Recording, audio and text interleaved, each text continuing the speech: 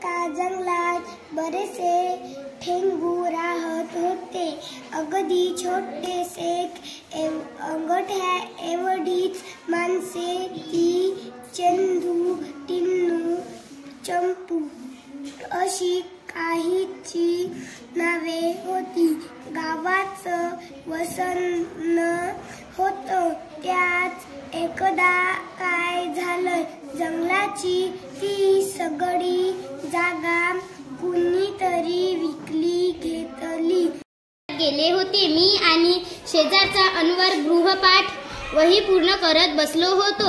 अंगातल्या झाडाच्या सावलीत बसून खेळायला, अभ्यास करायला आम्हा दोघांना खूप आवडायचे. आम्ही दोघेही लिहिण्यात दंग होतो. इतक्यात जोराने ओरडण्याचा आवाज आला. आम्ही दचकलो व आवाजाच्या दिशेने धावलो.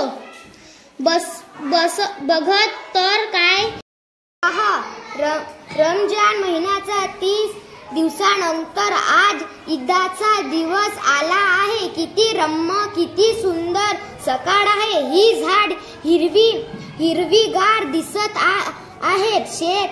शेतात समृद्धी डोलत आहे. आकाश लालेलाल झालंय. आज सूर्य तर पहा किती सुरेख दिसतोय. किती शांत, किती सुगंध. आज 14वा खजिना शोध. कालचा दिवस फारच मजेत गेला. काल शाळेत खजिना शोधायला खेळ झाला. त्यामध्ये एखादी वस्तू बाई कुठे तरी लपवाट. ती वस्तू कुठे लपवली आहे यांची माहिती वेगळ्या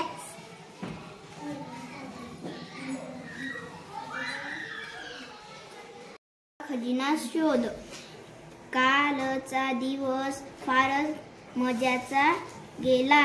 काल शाळेत खजिना शोधचा खेळ झाला. 8वा एक भारतीय संशोधन. शंकर नावाचा एक छोटा मुलगा होता. एकदा त्याला दुकानातून साखर आणायला सांगितले. तेव्हा दुकानदाराने वजन मापत खोटेपणा कर. शेरासह 125 नानाकाका घुंगराकाठी आपटत शेताच्या बांधावरून फिरत होते. वाऱ्यावरून डोलणारी समोरची शेती पाहून ते आनंदाने डोलत होते. रविवारची सुट्टी होती. संध्याकाळच्या कडकच्या उन्हात मुले खेळायला बाहेर पडली. चांगला 10-12 जणांचा घोळका लगोरी खेळण्यासाठी जमला. रमा आणि शेखर आपापले विंडू वाटून तिशी ओलांडलेले सयाजीराव गायकवाड फेरफटक्यास निघाले. बरोबर मानकरी नारायण घाटगे होते. एवढ्यात मुलांचा हसण्याचा, गिदळण्याचा आवाज ऐकू आला. महाराजांनी घोडा थांबवला. आवाजाच्या दिशेने पाहिलं. तिथं एक वडाचं झाड होतं. एक पोरगा माकडासारखा उड्या मारत खोडावर चढला. दुसरा पोरगा त्याचा पाठलाग करत होता. एका जंगलात बरेचसे ठेंगू राहत होते. अगदी छोटे अंगठ्या एवढी माणसे ती चंदू, टिन्नू, चंपू अशी काशीची नावे होती. गावात वसन होतं. एकदा काय झालंय,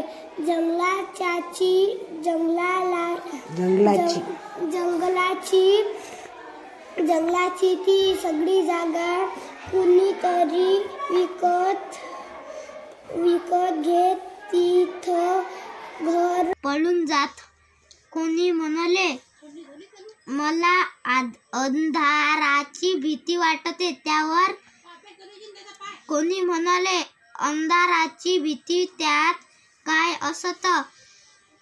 घाबरण्यासारखं. दिवा लावला की अंधार गायब. पण समजा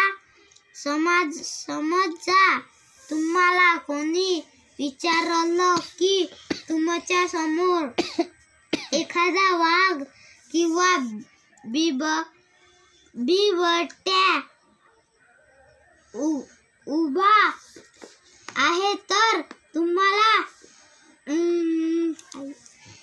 मिनिटाचा व्हिडिओ काय